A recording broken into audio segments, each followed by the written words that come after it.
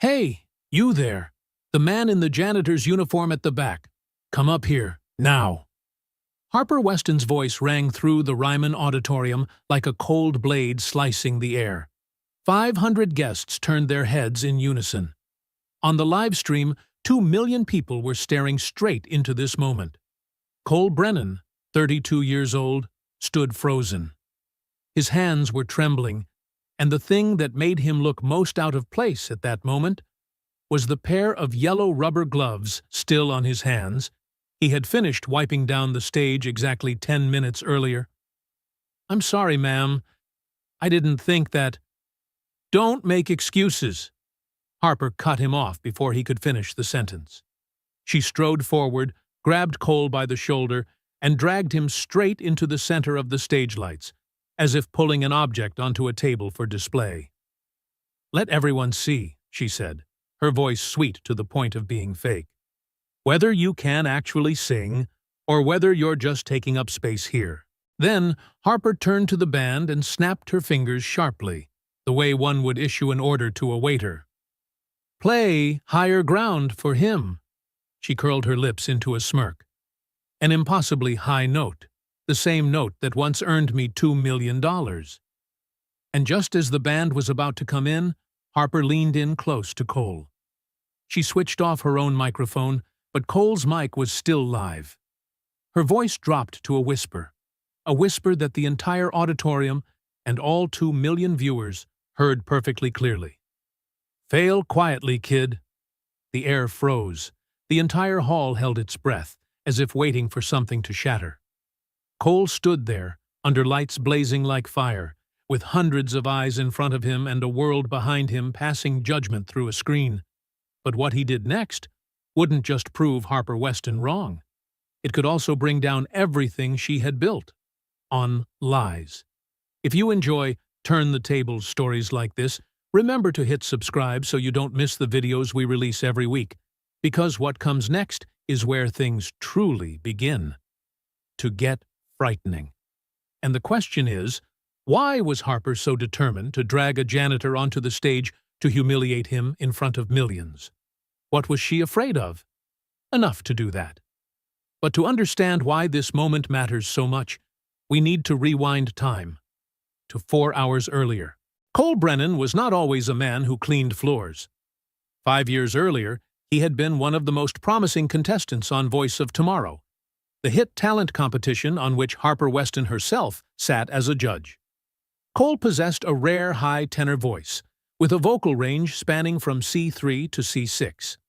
But what caught the professionals' attention was not just the height of his range, but his ability to transition between registers, shifting from chest voice to head voice as smoothly as flowing water, so seamlessly that listeners could not detect the exact moment his voice changed. Everyone believed Cole would go far. Some even called him the ace card of that season. On the night of the finale, when everything seemed within reach, Cole's phone vibrated backstage. On the other end of the line was the hospital. His wife, Grace, was in the emergency room. Acute pneumonia. Critical condition. Cole stood frozen. In front of him were the lights, the millions of viewers, the opportunity he had chased his entire life. Behind him was the woman he loved. He did not hesitate. He did not ask for permission. He did not explain. Cole left the show that very night and ran straight to the hospital. The public turned on him almost instantly. Irresponsible. Unprofessional. Throwing away the opportunity of a lifetime. Then Harper Weston appeared on television and coldly delivered a single sentence that shut every door completely. Anyone who doesn't respect an opportunity doesn't deserve a dream. 3 days later, Grace passed away. Their daughter, Lily, was born prematurely at 32 weeks, weighing only 1.5 kilograms, carrying a hole in her heart. Cole was blacklisted from the entertainment industry. No record label would sign him. No stage would invite him to sing. For the next 5 years, Cole survived as a janitor. Now he and Lily live in East Nashville, in an old 2-bedroom apartment, where the heating system works in only one room. Cole works 2 shifts a day.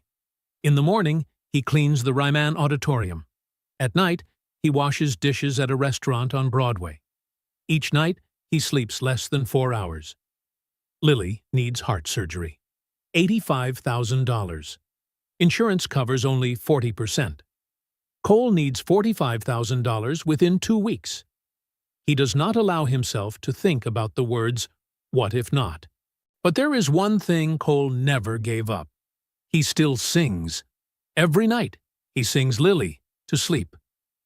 "You Are My Sunshine," Grace's favorite song. Cole always sings very softly, very carefully, as if singing just a little louder would cause the memories of Grace to crash down and crush him. Lily often whispers to her father, "Daddy's voice makes my heart feel better." The nurses in the ICU have noticed it too. Lily's heart rate becomes noticeably more stable whenever she hears Cole sing. No one can explain why, but Cole knows. It is not technique, not pitch, and not a miracle. It is love. And it is the only thing he still has left to give his daughter. Harper Weston hosted a gala called Voices for Hope at the Ryman Auditorium. The publicly announced purpose sounded noble: raising funds for Vanderbilt Children's Hospital and its congenital heart treatment program. Ironically, that was the very condition Lily, Cole's daughter, was suffering from. That night, Cole was on the evening shift, cleaning the backstage area. He knew very well that the money raised tonight could save his daughter's life. 500 tickets, $500 per ticket. Ticket sales alone totaled $250,000. Harper stepped onto the stage, the spotlight shining directly on her. She smiled confidently and declared to the audience, "Tonight, I will sing Higher Ground." The final note, C6, has never been reached by any singer other than me. That is why I stand here. And that is also why I am able to help these children. The audience erupted in applause.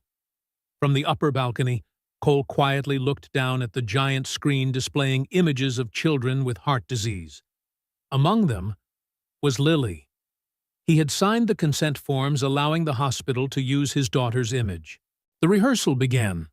Cole was cleaning the glass when Harper walked in to warm up her voice. The band played the opening chords of Higher Ground. Harper's voice rang out powerfully in the lower sections, solid, controlled, exactly what one would expect from a star. But when the song reached the bridge, where the melody climbs to E5, then A5, heading straight toward C6, Cole felt that something was wrong. Harper's neck tightened. Her shoulders lifted slightly, betraying the strain. When she tried to reach C6, her voice cracked at a sharp 5, nearly a tone and a half below the target. Harper cleared her throat softly, trying to cover it up. "My throat is too dry." Then she turned to the sound technician and ordered in a lowered voice, "Turn up the backing track.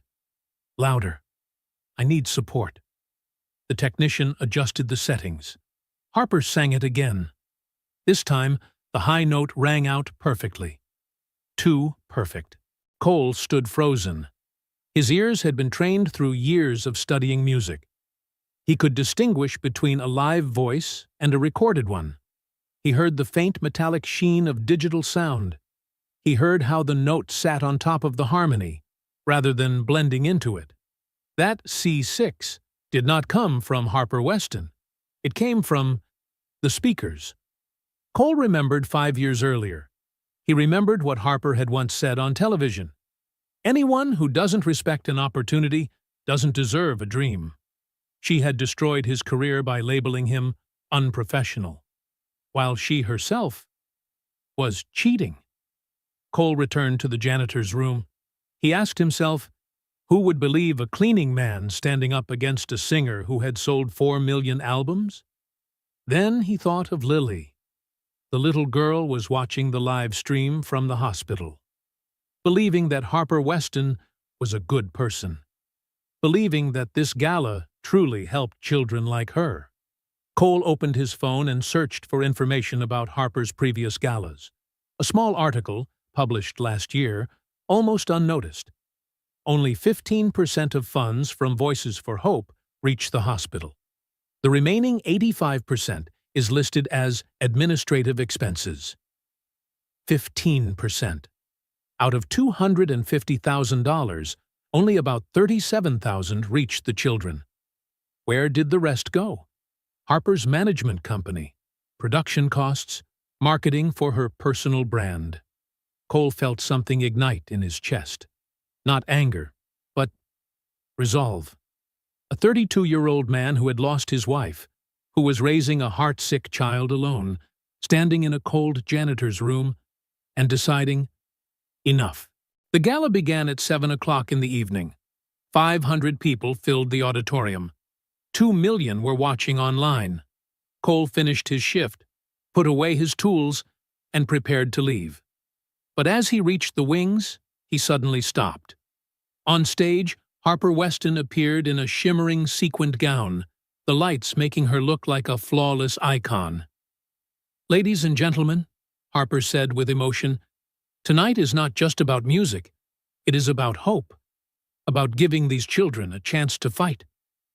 The audience burst into applause. The cameras quickly swept to the large screen behind the stage, images of children with heart disease appearing one after another. Among them was Lily. Harper continued, her voice softening. "Every ticket, every donated dollar, will go directly to help these little hearts." Cole stared at his daughter's face on the screen, and in that moment, he knew. He could not let Harper continue lying for even one more second. Harper sang the first 3 songs. Her voice was good, well-trained, polished, precise, professional, but nothing special. Then Harper introduced the next song, smiling confidently. "Higher Ground. This song is proof that when you believe in yourself, you can reach unimaginable heights." The band came in. Harper began to sing. Just as Cole had heard during rehearsal, when the song moved toward its climax, toward the C6 note, the sound rang out. Perfect, clean, flawless. But it was not a human voice. It was sound coming from the speakers. Digitized. Artificial. Cole stepped out of the shadows of the wings. No plan, no script, just a man who had been silent for 5 years. And a courageous decision. Harper saw him. Her eyes narrowed slightly. She recognized him immediately. The former contestant, the man who had abandoned the show 5 years earlier. A cold smile slowly spread across Harper's lips. "Ladies and gentlemen," she said, "we have a special guest." The lights snapped around. 500 heads turned. The camera zoomed in. Cole stood there, in a janitor's uniform, yellow rubber gloves still on his hands, a cleaning cloth draped over his shoulder.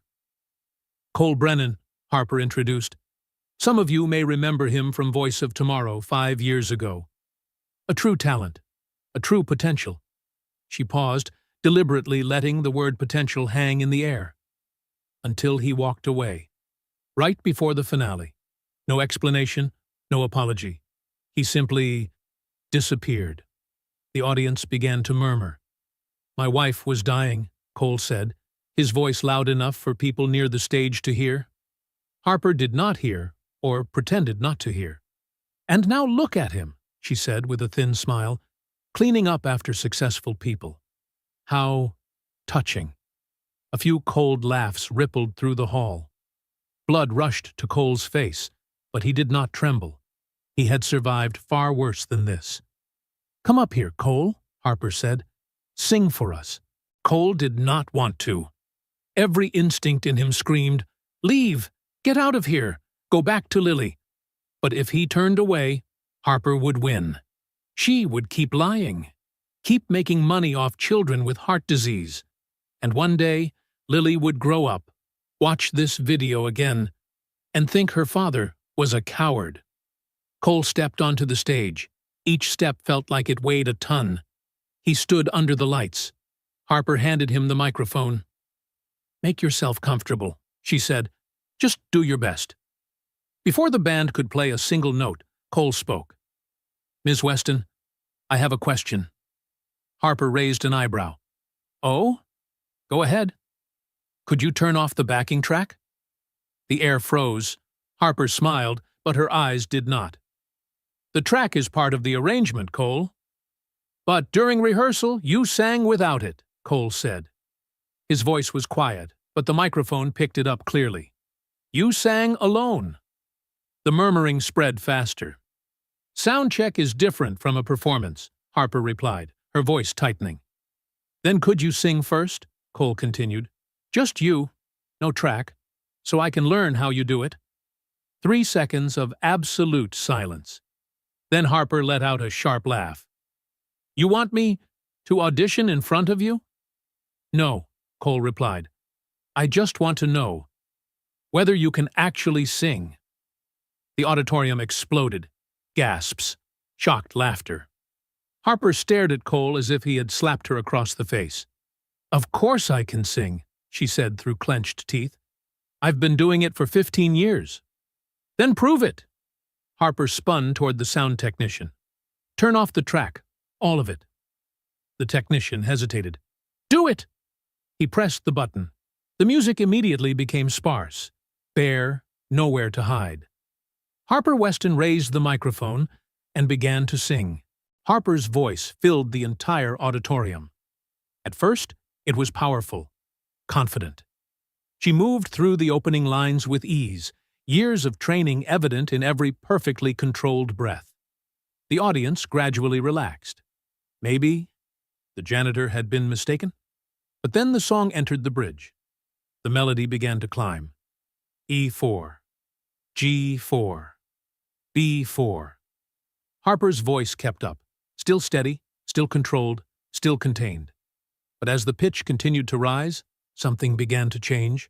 Her neck tightened, her shoulders lifted slightly. D5, E5, a 5. The sound was still there, but it was no longer light, no longer natural. Then Harper reached for the C6. Her voice broke. The sound shattered at a sharp 5, nearly a tone and a half below the target, splintering like glass hitting the floor. Harper stopped abruptly. She cleared her throat softly, quickly covering it with a strained smile. Sorry, my throat is a bit dry. She took a sip of water, then continued, her voice regaining a reassuring tone. That's why people use tracks, to protect the voice during long shows. But Cole had heard enough, and everyone in the auditorium had as well. You can't sing it, Cole said, very quietly. Harper spun around. Her smile was now nothing more than a thin, icy line. I said my voice is tired. But on your album, you sing that note 27 times, Cole cut in, his voice stronger. I counted. And in every live performance video online, you hit it perfectly. Every single time. The audience began to stir. Phones were raised. People looked at one another, whispering. What exactly are you implying? Harper's voice sharpened, like a blade. I have perfect pitch, Cole said. I can hear frequencies. The note on your album is 1046.5 Hz, C6. The note you just sang is 932 Hz, a sharp 5. A voice called out from the seats. Is he right? Harper's face flushed red. Listen. And the voice on the album, Cole continued, no longer holding back, doesn't sound like yours. It belongs to another woman. I checked the album credits. It clearly lists Autumn Haze, additional vocals. The theater erupted into whispers. Journalists typed furiously. Audience members shouted questions. The cameras abandoned their fixed angles, scrambling to capture every reaction. Harper strode toward Cole. The smile was gone. You need to shut up. Now. Why? Cole asked. And for the first time since stepping onto the stage, he felt something other than fear. Because I'm telling the truth? Because you don't know what you're talking about. I know what I heard during rehearsal, Cole said. He looked straight out at the auditorium, into the lens, at the 2 million people watching. And I know what I'm hearing right now. That high note isn't yours. You've been lip-syncing for 15 years. Harper's hand shot out, gripping Cole's arm. Not hard enough to cause pain, but enough to control him. "It's over," she said coldly. But before Harper could pull him off the stage, a voice rang out from the wings. "Actually, he's right." The entire auditorium snapped around. Daniel Park, Harper's sound engineer, stepped into the light. His face was pale, but his eyes were steady. "I've been Harper's sound engineer for the past 5 years," Daniel said. "At every performance, I played that backing track. She has never been able to sing that note live, not once." Silence fell like a heavy blanket. Harper stared at Daniel as if he had just plunged a knife into her back. "You're fired," she whispered. "I know," Daniel replied, "but he's a single father, raising a daughter with a heart condition on his own. And he's been braver than I have for the past 5 years." Absolute silence. 500 people in the auditorium held their breath. 2 million people watched online. Harper Weston stood frozen, as if she had been locked in place at center stage. Her own sound engineer had just destroyed everything in front of the entire world. "Ridiculous!" Harper snapped, her voice trembling. "You expect people to believe a janitor over me? I have 2 Grammy Awards. I've sold 4 million albums." "Then prove her wrong," someone shouted from the audience. "Sing the note." Harper's face drained from red to white. "I just sang it." "No," another voice replied. "You cracked. We heard it clearly." The crowd began to turn away. Harper looked at Cole, and inside her chest, something ugly began to twist. "Fine," Harper said coldly. "You think you're so smart? Then you sing. Right now. No preparation. No warm-up. No second chance." Cole's hands trembled. This was the moment where he would either prove who he truly was or become exactly what Harper Weston had always called him. From the guest seating, an old but steady voice rang out, "You've got this, Cole." Cole turned. Raymond Callahan, Ray, the 60-year-old janitor who had worked at the Ryman for 30 years, was standing up. He clapped slowly. "Sing the way you sing for Lily." Cole closed his eyes, took a deep breath, felt the air fill his lungs, his diaphragm open, every lesson, every memory, every pain, settling deep into his bones. He opened his eyes and nodded to the band. "Play Higher Ground." No track. The music began. For the second time that night, Higher Ground was sung, but everything was completely different. Cole began to sing. His voice was gentle, almost hesitant. The opening lines sat low, comfortably within range. He focused on the lyrics, on the story the song was telling. A few audience members exchanged glances. He sang well, solid, but nothing extraordinary yet. Then came the pre-chorus. Cole's voice opened up, power increasing without losing control. There was something raw, something honest, something Harper's polished performance had lacked. He wasn't performing. He was testifying.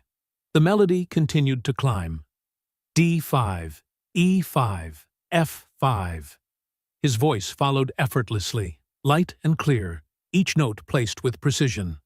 No sign of strain. Harper shifted slightly. Her jaw tightened.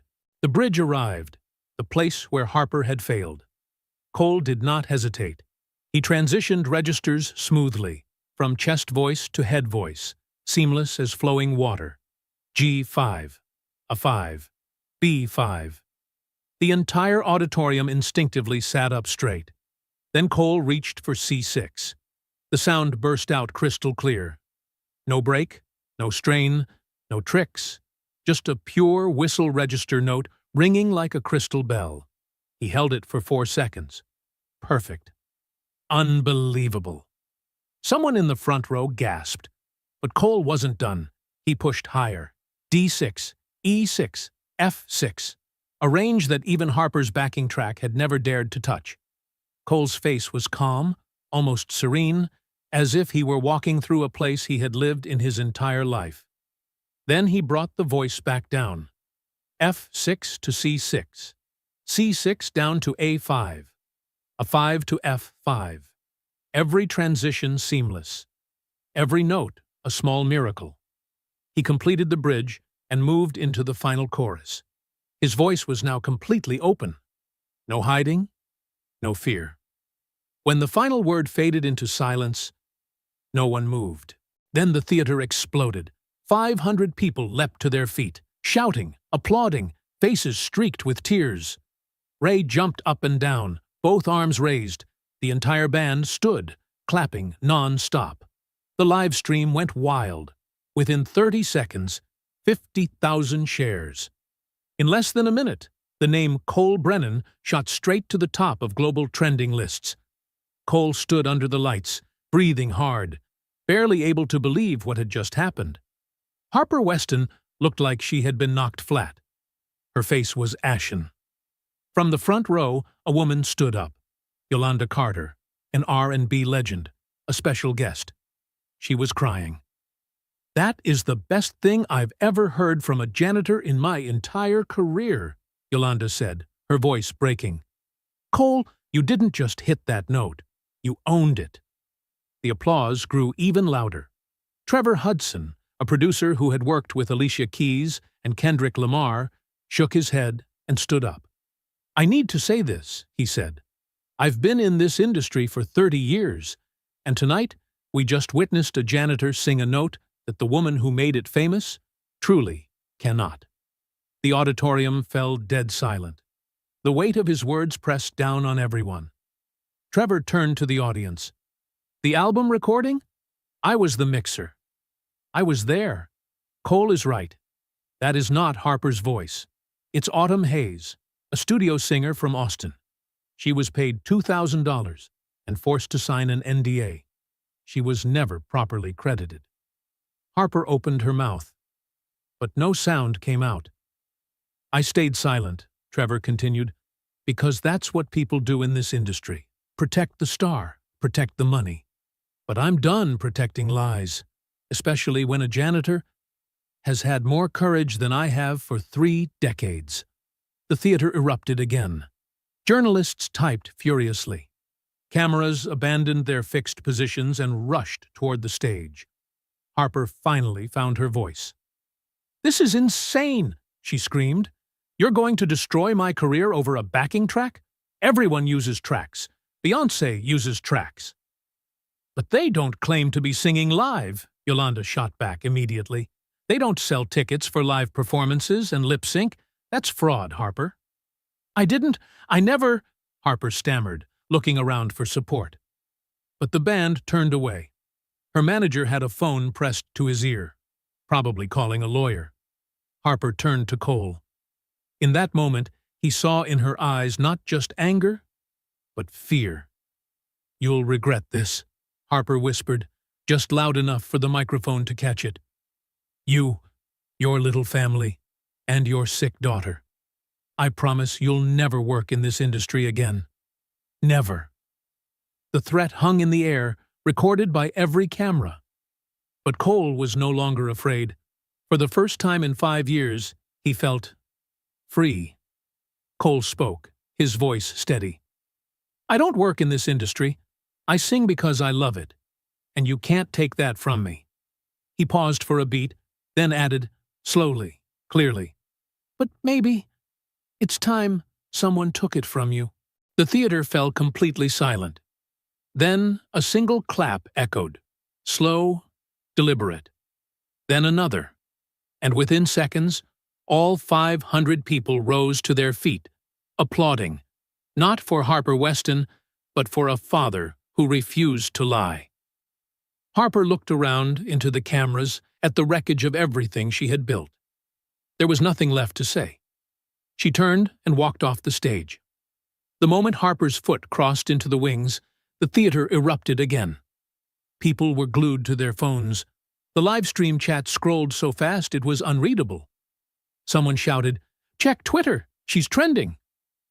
Not Cole Brennan, but Harper Weston exposed. Harper Weston cheated. Harper Weston's career is over. Everything happened at a dizzying speed. Within 5 minutes, Harper's Wikipedia page was edited. 10 minutes later, major music blogs posted headlines, "Famous singer exposed by a janitor live on stage." 15 minutes later, 3 major sponsors released statements saying they were reconsidering their partnerships. Cole remained standing on the stage, surrounded by chaos he had caused, simply by telling the truth. He did not feel proud, nor victorious. Just a quiet certainty that he had done the right thing, even if he had no idea what would come next. The chaos lasted nearly 20 minutes before security cleared the auditorium. Cole sat backstage on a folding chair. Ray sat beside him. Around them, adults whispered urgently. Event organizers, Harper's management team, people in expensive suits speaking rapidly into phones. No one spoke to Cole. His phone vibrated. From the hospital. Lily had watched the live stream from her hospital bed. "Daddy, I saw it. You sang so beautifully." Cole's throat tightened. "Are you okay, sweetheart?" "I'm okay, Daddy. The nurses watched, too. They said you were amazing." That call had been an hour ago. Now it was nearly midnight. The children's choir had all gone home. The theater was nearly empty, with only crew members dismantling equipment. Cole was still sitting on that folding chair. Ray was still there, refusing to leave. Then Harper's lawyer appeared. Olivia Sterling, a white woman in her early 50s, entered backstage. Her suit likely cost more than 6 months of Cole's salary. Leather briefcase in hand, a polite smile. That never reached her eyes. "Mr. Brennan," she said, pulling up a chair across from him. "I'm Olivia Sterling. I represent Ms. Weston." Ray stood up immediately, positioning himself close, like a comrade. "He doesn't have a lawyer present," Ray said calmly but firmly. "If this is a legal discussion, I suggest representation." "Of course," Olivia replied. "I'm not here for formal negotiations, just to resolve an unfortunate misunderstanding." "There is no misunderstanding," Cole said. His voice was low and steady, the voice of a man who had endured enough loss. "Your client cannot sing the notes that made her famous. That is fraud." Olivia's smile did not waver. "The music industry is complex, Mr. Brennan. Artists use vocal support, backing tracks, studio techniques. That's standard practice. Tonight was merely a misunderstanding of professional context." "I understand that she lied," Cole replied quietly. Olivia turned toward him. "No, you misunderstand. And that misunderstanding is causing significant harm to Ms. Weston. Sponsors are threatening to withdraw. The tour is in jeopardy. Millions of dollars could be lost." The word harm hung in the air like a threat. Olivia opened her briefcase and placed a stack of documents on the table. "If you sign this," she said, "everything goes away." Cole picked it up. Read. His expression did not change. He was 32 years old and had read enough contracts to know when he was being led into a trap. "This document says I made false accusations, that I apologize, that I was seeking attention." "It's a mutual agreement," Olivia said. "In return, Ms. Weston will not pursue legal action, and as a gesture of goodwill, she will fund a $100,000 music scholarship for you. Full coverage, any program." Olivia paused. "We're also aware your daughter needs surgery. We will cover the full $85,000. Cole set the papers down, looked directly at Olivia. $185,000. Enough to save Lily. Enough to change his life. But Cole was 32 years old. He had watched his wife die. He had raised a heart-sick child alone for 5 years. And he knew, some things cannot be bought with money. "And if I don't sign?" Olivia's smile faded. "Ms. Weston will pursue defamation charges against you, against anyone who spreads your statements, and against the Ryman Auditorium for allowing a hostile environment." She paused. "Your daughter's school district has also been informed that a $500,000 donation to its music program is now at risk." Ray clenched his fists, but said nothing. This was Cole's decision. "So," Olivia concluded, "sign here, accept the scholarship, and everyone moves on. or refuse, and watch your family drown in legal fees you cannot afford. She looked Cole straight in the eye. The choice is yours. Cole stared at the papers, the lines of text that would label him a liar, the signature that would erase everything that had just happened. He thought of Lily lying in her hospital bed, of $85,000, of surgery in 2 weeks, or never. Then he thought of the truth. "No," Cole said. Olivia blinked. "Excuse me?" "I'm not signing," Cole replied. "I didn't lie. She did. And I won't say I lied just because she's rich and I'm not." "Mr. Brennan," Olivia said, her voice turning cold, "I don't think you fully understand the consequences." "I understand you're threatening me." Cole stood up. His hands still trembled, but his eyes no longer avoided hers. "Go ahead and sue me if you want. But I'm not signing that paper." Olivia's face hardened. "Then I'll see you in court." She gathered her briefcase. Before leaving, she turned back one last time. "By tomorrow morning, there will be stories about you, about your family, private things, painful things. And when it all gets worse, which it will, remember that you chose this." Then she left. Ray didn't hug Cole, didn't offer empty comfort. The two grown men simply stood side by side in silence. After a moment, Ray spoke softly. "You sure?" Cole nodded. "I'm sure. That scholarship, the surgery money—" "I won't teach my daughter that the truth can be bought with fear," Cole said. His voice did not shake. It was the voice of a father who had just made the hardest decision of his life. "I chose family over career 5 years ago. People said I was wrong. But Grace, even as she was dying, she said she was proud of me. For me, that's enough." Ray nodded. "Then, we fight. We fight." The two men walked out into the cold Nashville night, men who had chosen truth over money. The next morning, Cole woke to the sound of his phone buzzing like an angry hornet's nest. 6 a.m. He had slept only 3 hours. The screen was flooded with notifications, thousands of them. He opened Twitter. The first thing that hit him was a photo of their apartment in East Nashville, peeling paint, a broken security gate, overflowing trash bins. The caption read, "This is where Cole Brennan lives. While he accuses Harper Weston of cheating, it's clear he's just desperately trying to escape poverty." Cole's hands went numb. The next post showed a photo of a free lunch he had received 5 years earlier. Living off handouts his whole life. This was never about the truth. It was about money. The comments were brutally cold, ungrateful. He should be thanking Harper. This is what happens when you give people like this a chance. People like this. His phone kept vibrating, messages from unknown numbers, insults, threats. By noon, the smear campaign was in full force. News sites began publishing articles that were disturbingly similar. Sources close to the Brennan family claim Cole planned the entire incident as an extortion scheme. No evidence, no verification, yet all of it was published. By afternoon, Harper's legal team officially filed a $10 million defamation lawsuit, not only against Cole, but against Autumn Hayes, the studio singer, against Trevor Hudson, the producer who spoke up at the gala, against Daniel Park, the sound engineer, against anyone who dared to tell the truth. $10 million. Cole held the legal documents delivered to their apartment, his hands shaking so badly he could barely keep hold of them.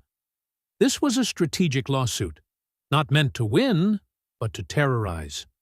Harper's team knew that even if they lost, the legal costs alone would crush everyone involved. That was the weapon, and they were using it with cold precision. But they weren't finished. By 4 p.m., news outlets began running new stories, more tightly coordinated. Sources close to Harper claim Cole Brennan is a father with alcohol issues. His family has a history of violence.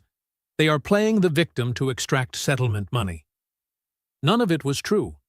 By 5, another outlet claimed it had confirmed that Lily did not actually have a heart condition, that it was all staged. Cole sat on the old sofa in their apartment, his phone trembling in his hand, watching lies pile on top of each other like mud. He felt the walls closing in. Then, at 7:15 that evening, something changed. A woman named Autumn Hayes posted a video. She appeared to be in her late 30s, blonde, sitting in a professional recording studio. Gold records lined the wall behind her. "My name is Autumn Hayes," she spoke directly into the camera. "I am a studio singer, and I am the voice Harper Weston has been selling as her own for the past 15 years. Cole's heart pounded. "That man told the truth last night," Autumn continued. "I sang the whistle register note in Higher Ground and 6 other songs. I was paid $2,000 per song and forced to sign a non-disclosure agreement." She held up a stack of papers to the camera. "This is my contract. This is the proof." And I stayed silent, while a janitor was being crushed for daring to expose something I was too afraid to say. The video had been posted 8 minutes earlier. It already had 50,000 views. Within 1 hour, 2 million. Within 3 hours, 7 other studio singers came forward. Each had contracts, each had recordings, and each confirmed Cole Brennan was telling the truth. By noon the next day, public opinion had completely reversed. Harper Weston exposed shot to the top of trending, this time not on speculation, but on evidence. Cole sat on his worn old sofa, watching the internet tear apart the woman who had tried to destroy him. And for the first time since all of this began, he realized he was no longer alone. But Harper Weston did not disappear quietly. Even after 7 studio singers had come forward, even as undeniable evidence piled up beyond denial, Harper Weston still refused to back down.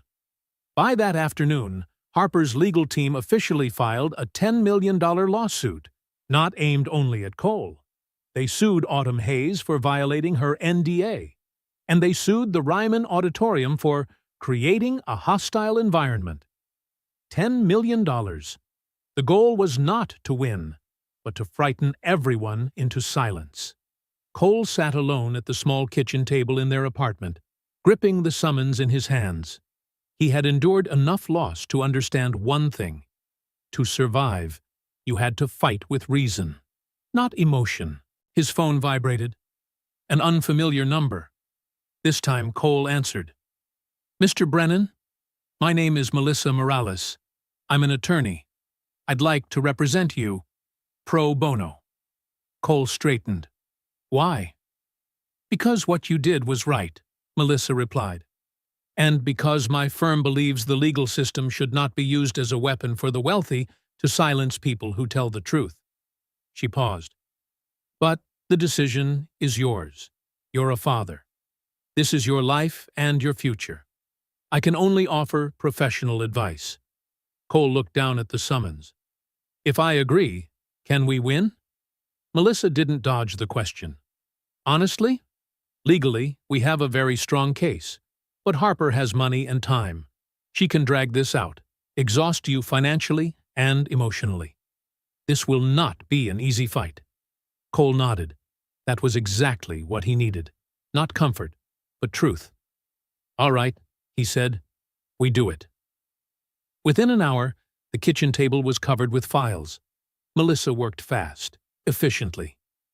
"Harper's lawsuit is garbage," she said bluntly. "Defamation requires false statements. Everything you said was true. She knows it. This is intimidation, not litigation." "So what do we do?" Cole asked.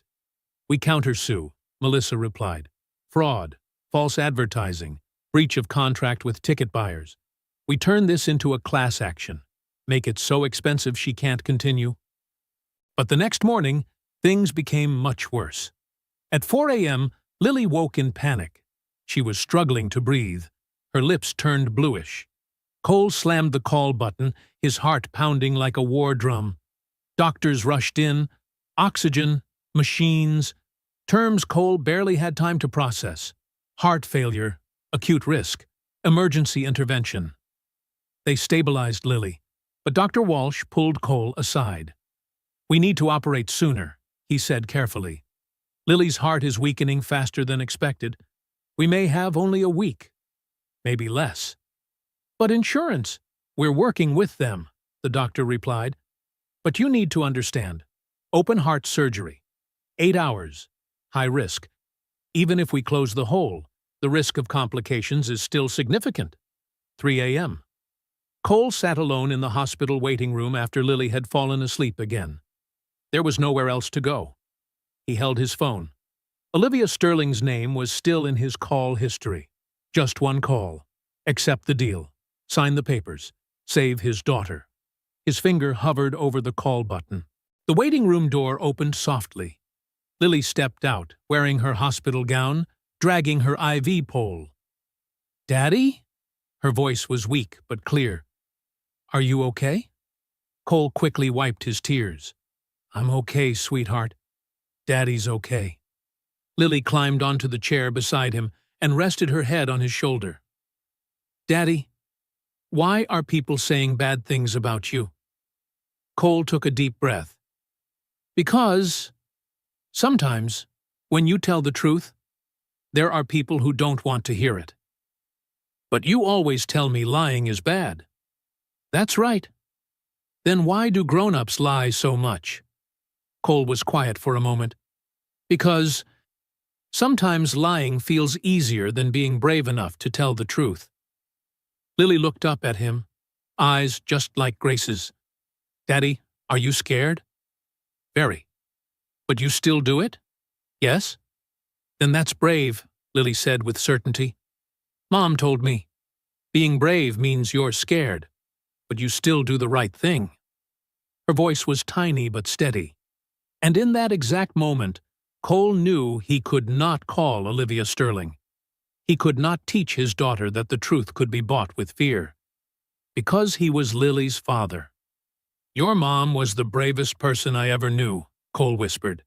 "And you're the second bravest." Lily shook her head. "No, I am." Cole held her gently. And in that moment, he realized he wasn't protecting his daughter. She, the 6-year-old child he wanted to shield, was giving him strength. That wasn't weakness. It was love. And that was why he could never sign that paper. The courtroom was smaller than Cole had imagined. Davidson County Supreme Court, Room 4B. Only about 30 people filled the benches, mostly reporters and supporters who had lined up since dawn. Harper Weston sat at the plaintiff's table with 5 attorneys in expensive suits. She wore a navy blue jacket, her face composed with an air of wounded calm, the familiar, dignity-affronted look of a celebrity. Cole sat at the defense table, between Melissa Morales and Ray. He wore the only white dress shirt he owned. This was not yet the formal trial.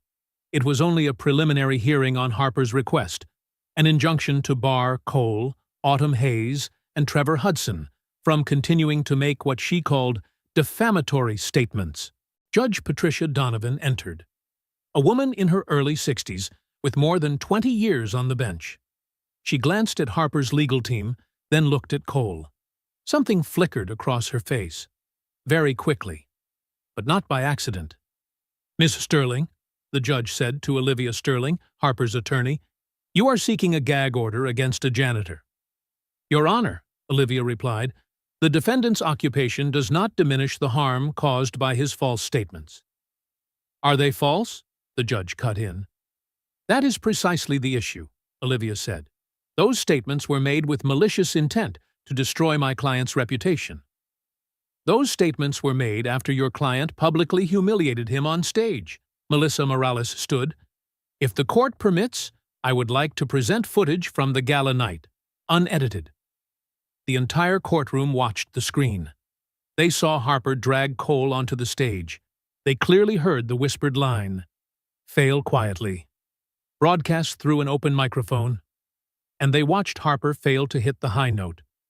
When the video ended, the courtroom sank into silence. "Your Honor," Melissa continued, "the plaintiff did not summon this man because he lied." She summoned him because he told the truth, and that truth cost her money. That is not defamation. That is consequence. Judge Donovan turned to Olivia. Do you have any evidence that Mr. Brennan's statements are false? Your Honor, Olivia said, the music industry routinely uses vocal support and enhancement techniques. I didn't ask that, the judge interrupted. Yes or no? Olivia hesitated. We believe the context of my client's statements has been misunderstood. So that's a no. The judge made a note. Ms. Morales, do you have evidence supporting Mr. Brennan's statements? Yes, Your Honor. I call Autumn Hayes. Autumn stepped to the stand and was sworn in. Melissa guided the testimony, the contracts, the NDAs, the recordings proving Autumn's voice was used on Harper's albums, the emails clearly instructing that Autumn was never to be credited.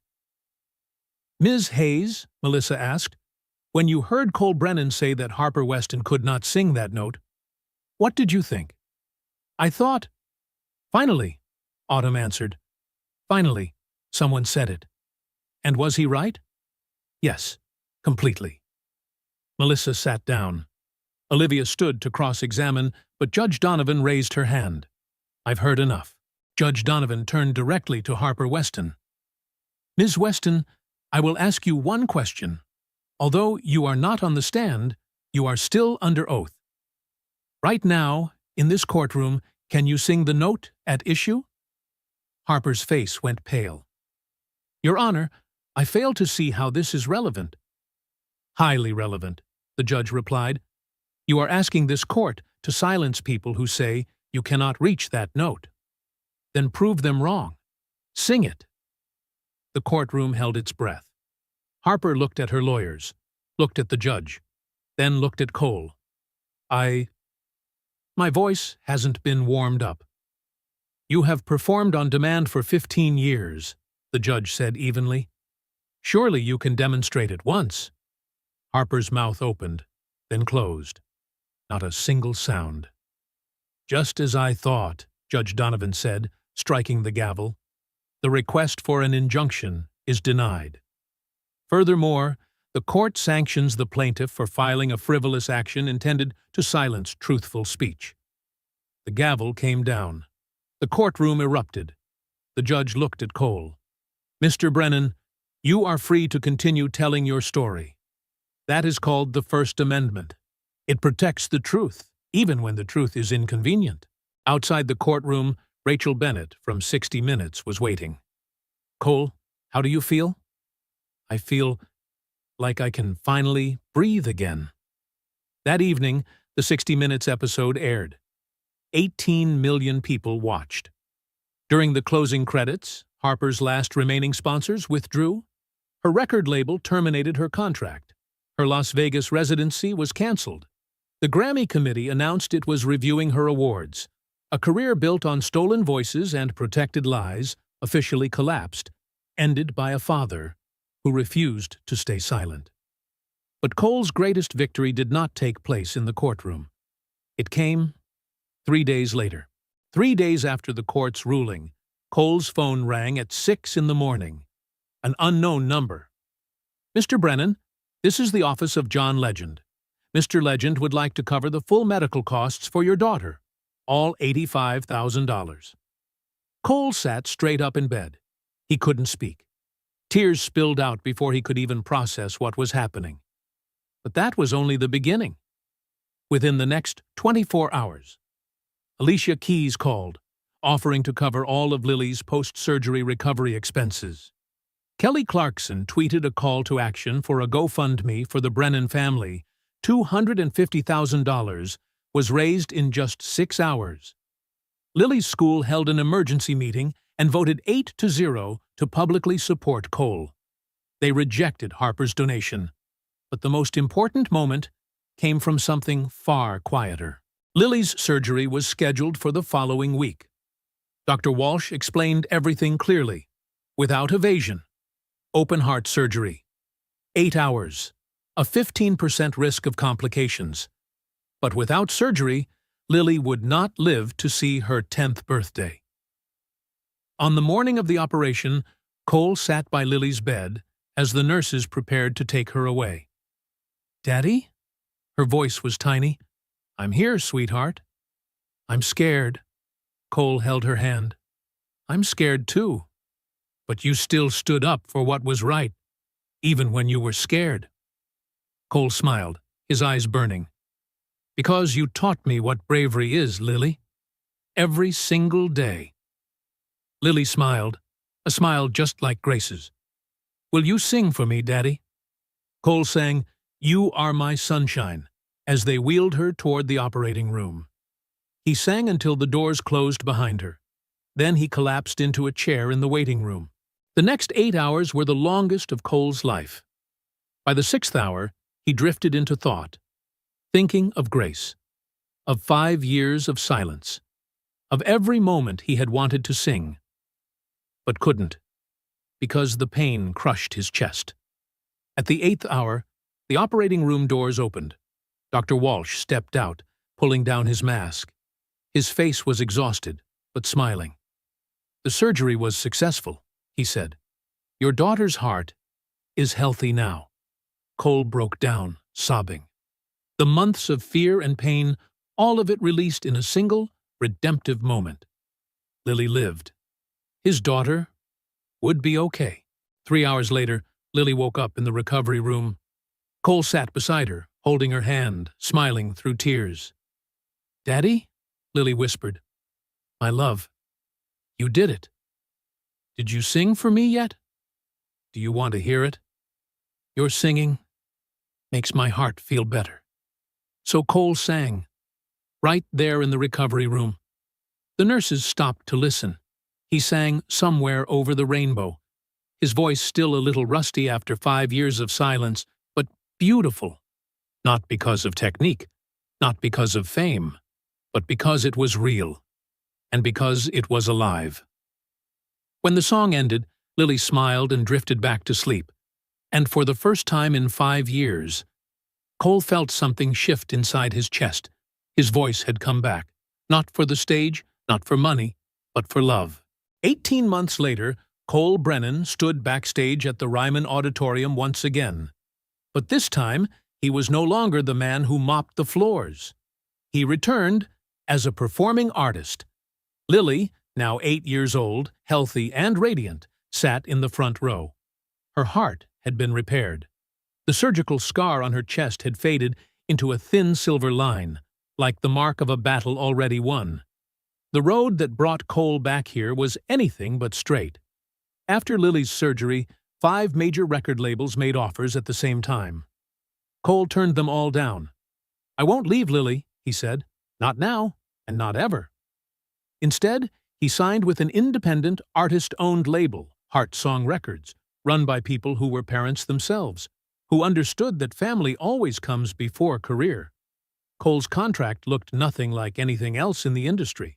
A flexible schedule. Lily could travel with him everywhere. Cole retained full ownership of his compositions, and 15% of all revenue went directly into a fund he established himself.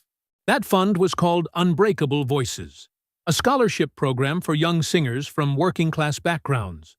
No NDAs, no exploitative contracts, only training, legal education, and real support.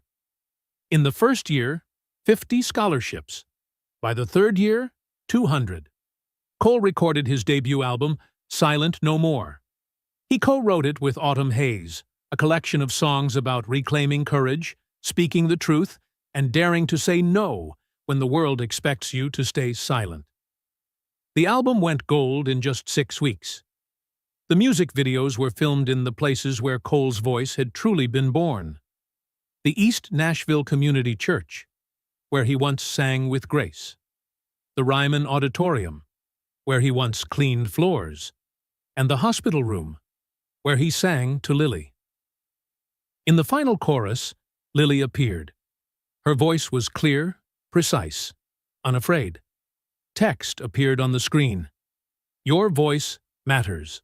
Change in the industry came fast, and it was irreversible. California passed Assembly Bill 2847, also known as the Brennan Act, requiring full transparency for any live performance that uses pre-recorded vocals. Tickets must clearly disclose it. Violations are treated as consumer fraud. Within 18 months, 12 states passed similar laws. The Recording Academy overhauled its crediting rules. Every song submitted for awards must fully disclose all contributing vocalists. The vague concept of additional vocals was officially eliminated. Spotify and Apple Music added a credits tab to every song. Studio singers, who had been invisible for decades, finally had names. A studio singers union was formed, 2,000 members in its first year.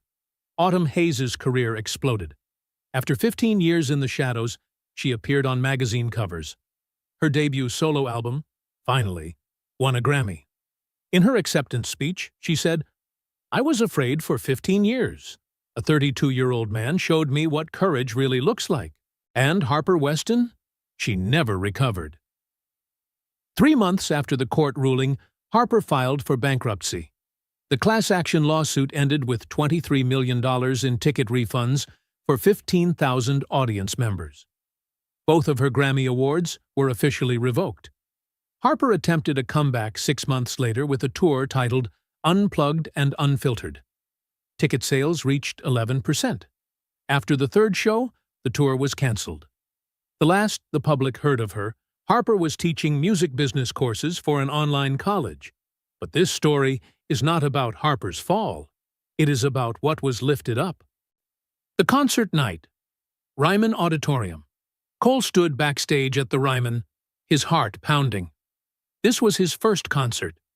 Before stepping onto the stage, he stopped by the custodial room. The familiar smell of cleaning solution and floor wax filled the air. Ray was there, holding a mop. "You did it, kid," Ray said, placing a hand on Cole's shoulder, not like a father to a son, but like two grown men who respected each other. "No," Cole smiled. "We did. Everyone who was ever told their voice didn't matter." Cole walked onto the stage. Lily sat in the front row, wearing a T-shirt that read, "My dad's voice saved me." The auditorium was packed, not with 500 wealthy patrons holding $500 tickets, but with 2,000 working people who had lined up early. Janitors, nurses, teachers, single parents, people who had been told their voices were insignificant. Cole opened with "Silent No More." His voice wasn't perfect. There were still traces of 5 years of silence, but it was real. For the second song, he invited Autumn Hayes onto the stage. Together, they sang Higher Ground. When both of them reached the final C6, clear, accurate, and truly their own, the auditorium erupted. For the final song, Cole called Lily onto the stage. "This is my daughter," he said. "2 years ago, I almost lost her. In that fear, I found my voice again, not for fame, not for money, but for love." They sang "You Are My Sunshine" together. As the melody faded, the cameras caught the Ryman's custodial staff, the people who once worked alongside Cole. They stood, applauding, many of them in tears. A sign was raised, "We always knew you could sing." Cole looked out at the audience, people who had once been invisible, now seen, and spoke his final words. "To everyone who was ever told to stay silent, you are not invisible anymore." The curtain fell to thunderous applause.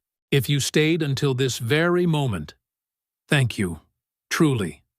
Cole's story is not just about music. It is about truth, about courage, and about how one ordinary person can change an entire system, simply by refusing to stay silent.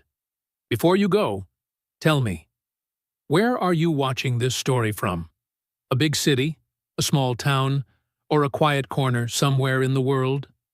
Leave a comment below. Because here, every voice matters.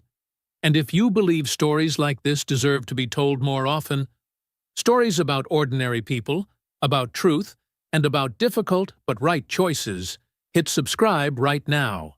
Because in the next video, it might be your story that gets heard. See you next time.